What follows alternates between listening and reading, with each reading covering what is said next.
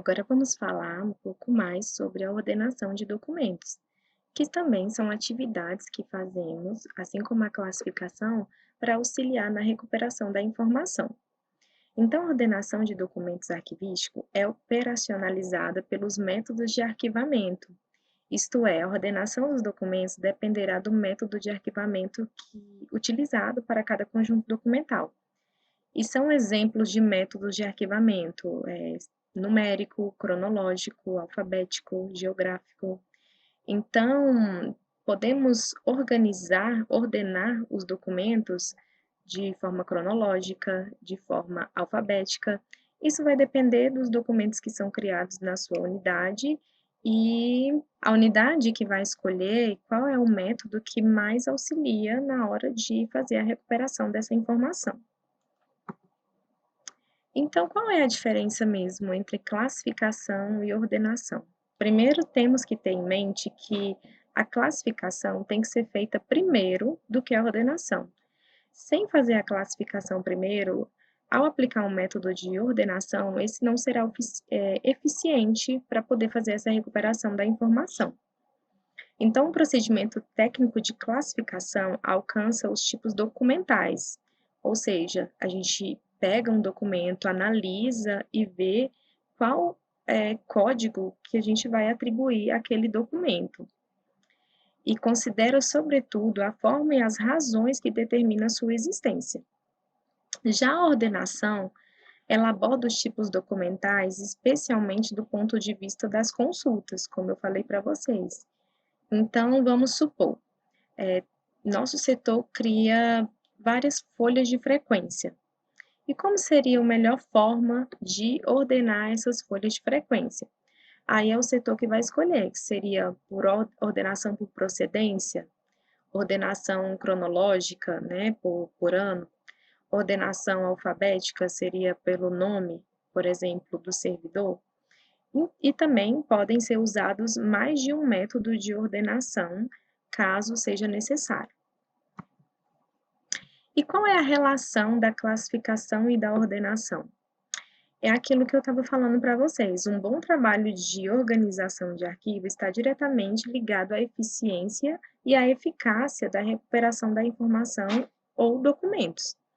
Então, é preciso estar atento à necessidade de não centralizar a organização dos documentos no indivíduo, mas em instrumentos técnicos e metodológicos.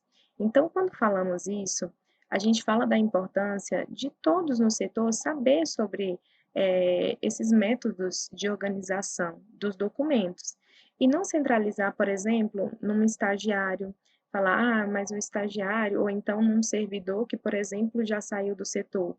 E como já vimos histórias, mas só o servidor tal sabia mexer na organização desses documentos.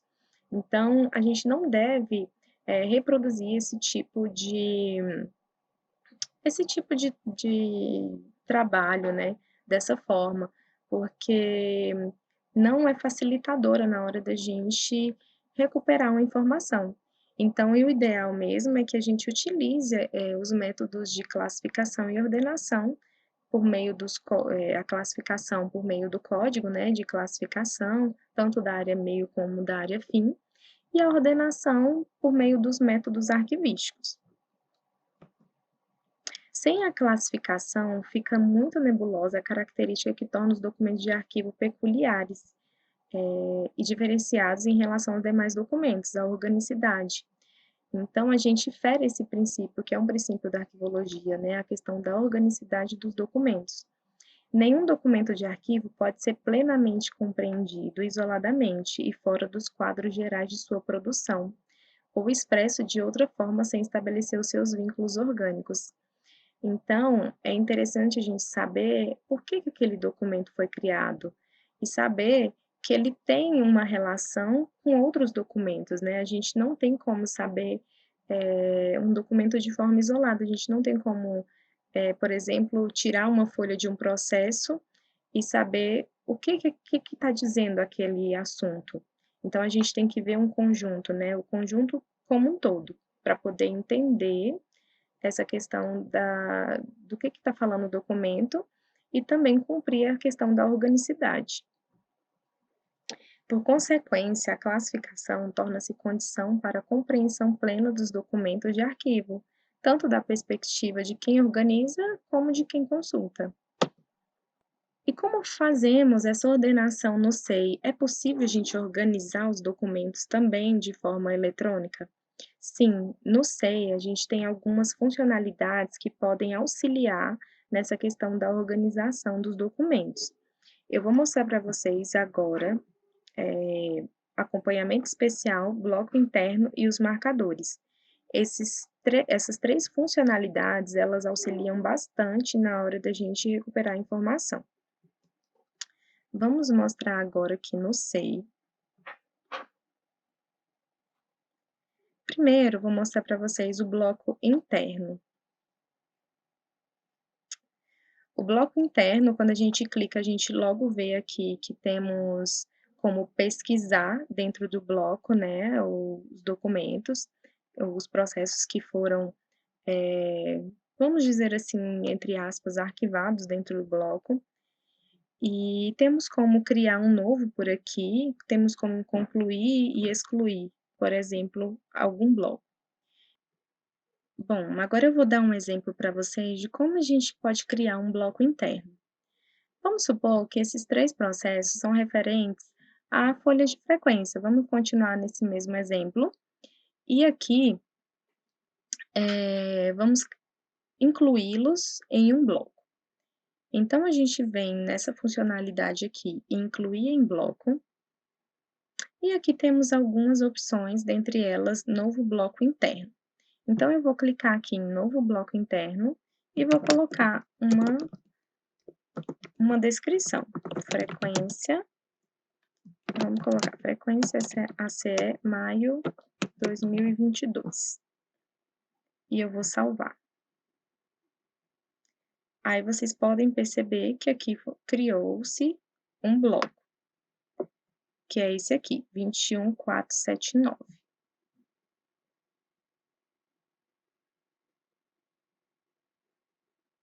E quando eu entro dentro desse bloco que eu criei, automaticamente os processos que eu selecionei estão aqui. Então, quando eu venho aqui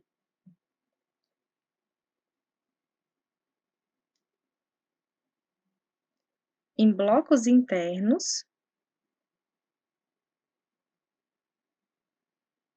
tá aqui o bloco que eu acabei de criar, frequência ACE 2020, maio de 2022.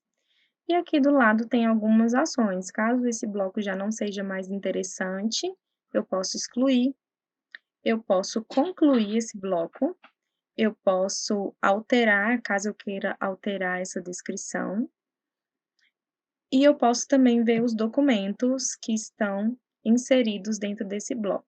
Quando a gente vê os documentos que estão inseridos, eu também posso colocar anotações, ou caso algum processo veio para cá de forma errônea, eu também posso excluir o processo daqui de dentro do bloco. Então, essa funcionalidade é muito interessante para essa questão da ordenação dos documentos, principalmente se o seu setor recebe documentos, né, que são muito de assuntos, muito de assuntos parecidos, e que precisam estar dentro do setor para poder fazer algum tipo de pesquisa, então é muito interessante utilizar esse bloco interno. E aqui nos blocos internos, a gente tem a possibilidade de pesquisar também, por exemplo, eu vou colocar aqui, maio de 2022. Então, vai aparecer aqui o bloco que eu acabei de criar. E falando um pouquinho aqui também sobre a questão de concluir e excluir, quando a gente conclui o bloco, ele some daqui, daquela lista de blocos, porém, na hora de pesquisar, ele vai aparecer.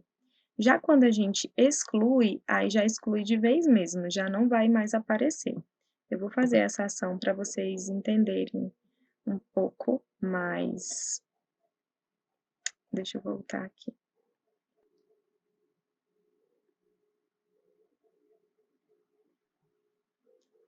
Vou voltar em blocos.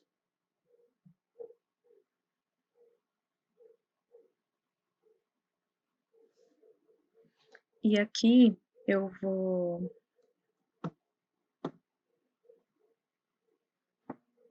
concluir esse bloco.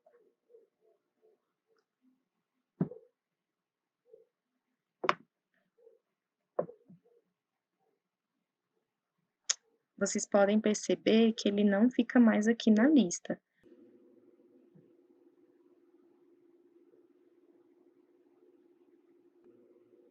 Quando eu venho aqui em pesquisar, quando o bloco já foi concluído, eu encontro ele aqui. E aí eu posso pesquisar pela palavra, ó, que ele vai aparecer. Por exemplo, aqui o bloco que eu acabei de criar com vocês, 21479. Então, essa questão da pesquisa é uma das principais diferenças que o bloco tem para o acompanhamento especial.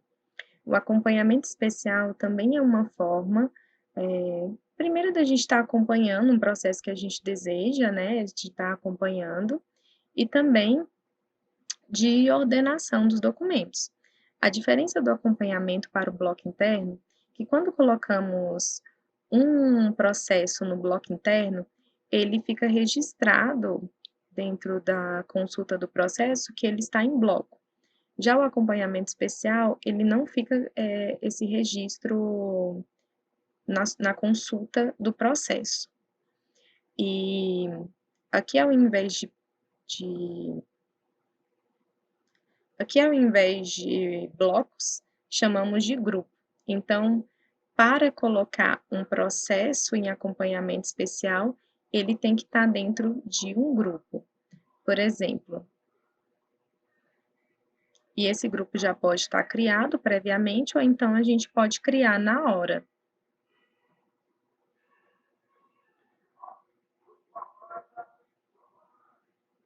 Por exemplo, vou selecionar esse processo, vou abri-lo. Eu posso abrir ou então selecionar. Aqui eu vou abrir com vocês. E venho aqui nessa funcionalidade do olhinho, acompanhamento especial. Então, quando eu coloco aqui, aparece os grupos que já tem criado, e também, ou então eu posso criar um novo grupo quando eu clico aqui. No caso aqui, eu vou colocar num grupo que já está criado. Posso escrever alguma observação, por exemplo, para acompanhamento.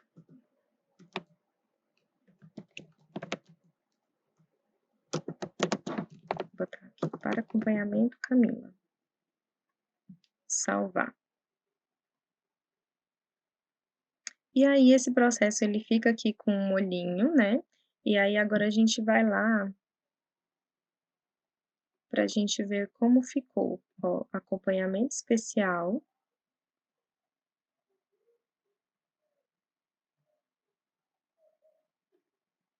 Vamos pesquisar, que foi esse aqui, ó, aluno 12.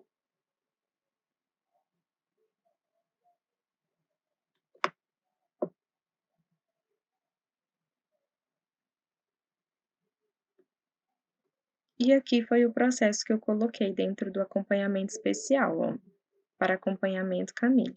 E eu também posso alterar essa observação aqui por meio dessa ação, alterar acompanhamento, e também posso excluir o acompanhamento, tá bom? Então, uma outra forma também de fazer essa ordenação é até esse que eu vou mostrar para vocês agora, é mais uma forma de organização do dia a dia, assim, que eu costumo falar, dos processos do SEI. Aqui são os marcadores. E esses marcadores auxiliam muito, por exemplo, quando o seu setor tem uma demanda muito grande de processos recebidos, então é interessante vocês criarem marcadores para saber de qual é o assunto, o teor daqueles processos. Eu vou dar um exemplo do meu setor, por exemplo, a gente recebe muitos documentos para expedição de documentos, né? A gente trabalha eu trabalho na coordenação de protocolo, então lá a gente recebe muitos de expedição. Então, e de telegrama também. Então, lá a gente criou marcadores específicos, um para telegrama e um para expedição, para a gente, quando abrir o SEI, já saber quais são os processos que são referentes à expedição de documentos e também referentes ao telegrama. Por exemplo, eu vou selecionar esse processo aqui e vou vir aqui em marcador.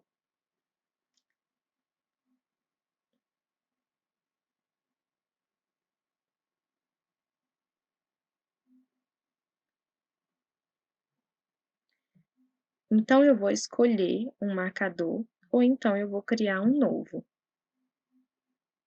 Aí eu vou escolher um ícone, eu vou escolher aqui o amarelo e vou escrever telegramas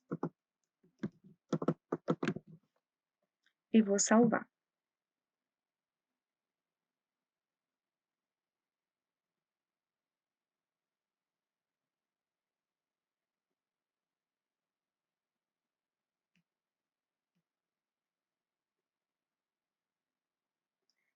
E aqui eu posso escrever ou não algum texto, para poder identificar esse marcador. Então eu vou colocar assim: "Para envio imediato", e vou salvar.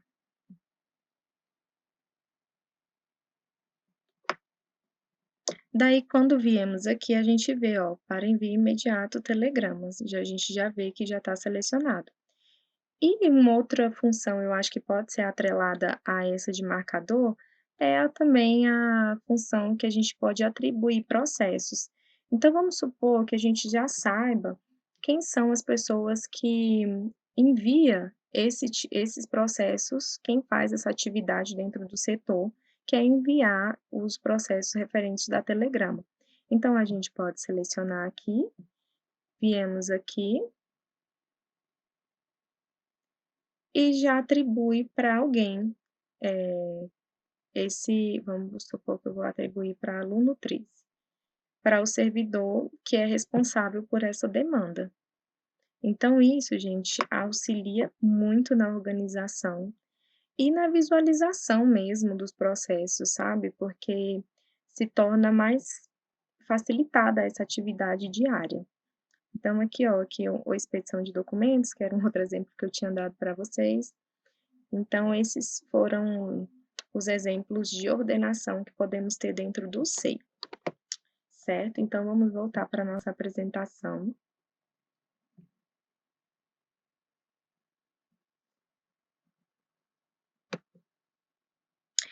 E falando um pouco agora sobre a destinação dos documentos.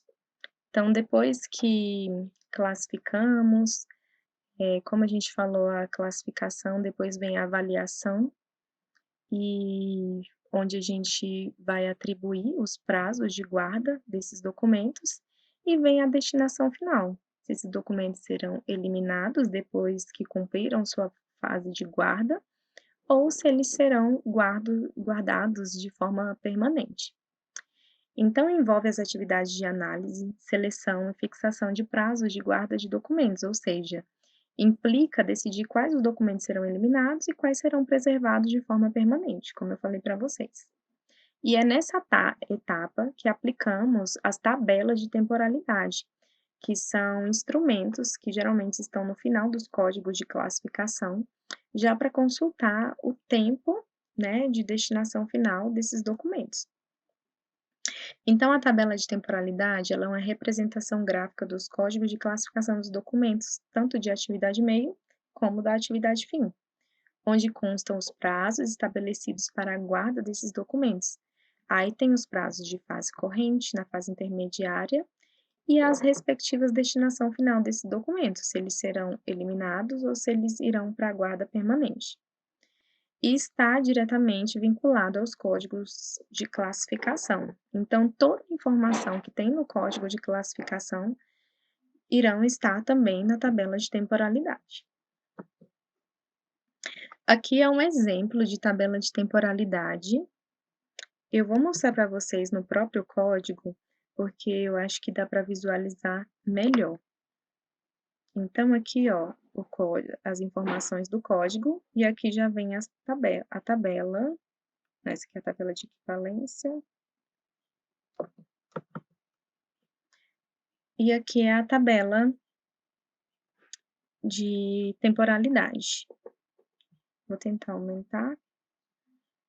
Então, aqui do lado ficam os códigos, né, do código de classificação, a descrição do código, vem os prazos de guarda, que vem em fase permanente, em fase intermediária, e a sua destinação final, por exemplo, esse aqui, 016.1, planejamento e mapeamento de processos. É um processo, né, que seria guardado que teria guarda permanente. Já o de baixo, ó, execução e acompanhamento. Ele tem as fases aqui de guarda corrente, guarda intermediária, e depois de cumprir esses anos somados, né, tanto de fase corrente como de fase intermediária, ele iria para a eliminação. E aqui alguma observação, se caso tenha, né. Então essa aqui é a representação gráfica de uma tabela de temporalidade, e é o instrumento que consultamos para saber a destinação final dos documentos. Voltando para a nossa apresentação. E tá, e envolvido a essa questão da destinação final, temos 2 palavras, 2 procedimentos muito importantes. Se chama transferência e recolhimento. Quando falamos em transferência, é quando o arquivo corrente passa para o arquivo intermediário. Isso se chama transferência. Então, um documento cumpriu seu prazo na fase corrente, ele será transferido para a fase intermediária para cumprir seu prazo e depois, ter a sua destinação final.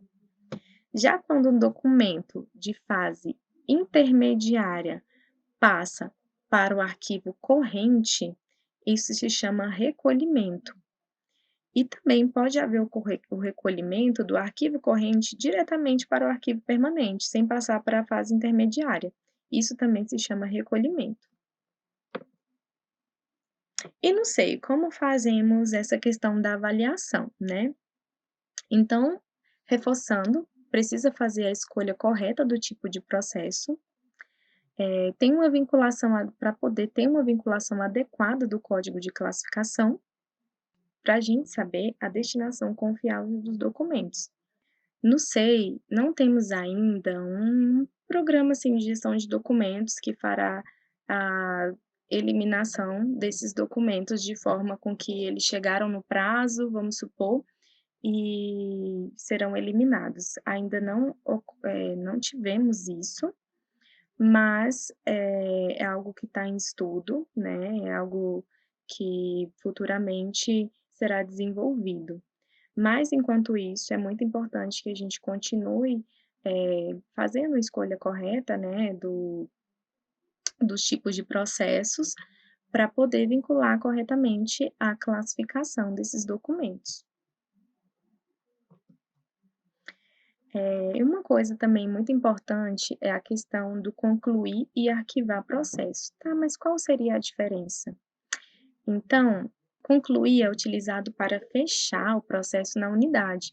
Quando não há mais nenhuma ação a ser tomada, né, nesse processo, então eu posso concluir. Então, ele desaparece da tela de controle, mas ele não sai da base de dados do SEI.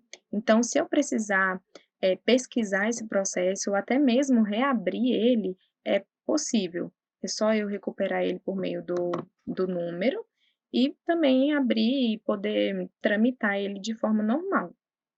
E se quiser depois concluir de novo, também é possível. Agora, o arquivar processo, ele é utilizado em nosso cotidiano como aquele dizer para arquivamento, que significa que a demanda daquele processo já foi concluída na universidade. Geralmente é quando se inicia a contagem dos prazos de guarda, porém, essa funcionalidade ainda não existe no SEI, então é uma demanda aí futura, né, para a gente, aprender mais à frente, porque ainda não foi desenvolvido, mas eu acredito que tenha estudos, né, relacionados a isso para poder logo, logo a gente poder ter essa funcionalidade, que é super ligada à gestão de documentos. Tá, gente, então por quanto tempo eu devo guardar um documento e como eu posso eliminá-lo? Meu setor pode eliminar um documento? Então, eu vou falar para vocês que primeiro a gente Tem que fazer tudo isso que a gente tem aprendido, né, que é classificar os documentos, ordená-los, para a gente primeiro saber, eh, por quanto tempo eu vou guardar, para a gente poder olhar na tabela de temporalidade e ver se aquele documento ele está em fase intermediária, fase corrente, fase intermediária e qual será a sua destinação final. E os documentos eles não podem ser eliminados, né, assim, de forma indiscriminada, e a eliminação ocorre a eliminação apenas ocorre desses documentos após eles cumprirem seu prazo de guarda e sua destinação final ser a eliminação, e não podem ser feitos por qualquer órgão. Na universidade, o órgão responsável por fazer a eliminação de documentos é apenas o arquivo central. E os documentos de guarda permanente, eles não podem de forma nenhuma serem eliminados, né, eles perdem o seu valor administrativo, mas eles continuam preservados pelo seu valor histórico e probatório informativo. Esses documentos devem ser custodiados em caráter definitivo e constituirão um arquivo permanente da universidade. E o processo de eliminação dos documentos ocorrerá com base nos procedimentos previstos na legislação. Então, é o arquivo central que faz essa eliminação e ele vai seguir um rito, né, de bem burocrático, inclusive, que vocês irão aprender no próximo vídeo, sobre como faz essa questão da eliminação dos documentos que são passíveis de eliminação.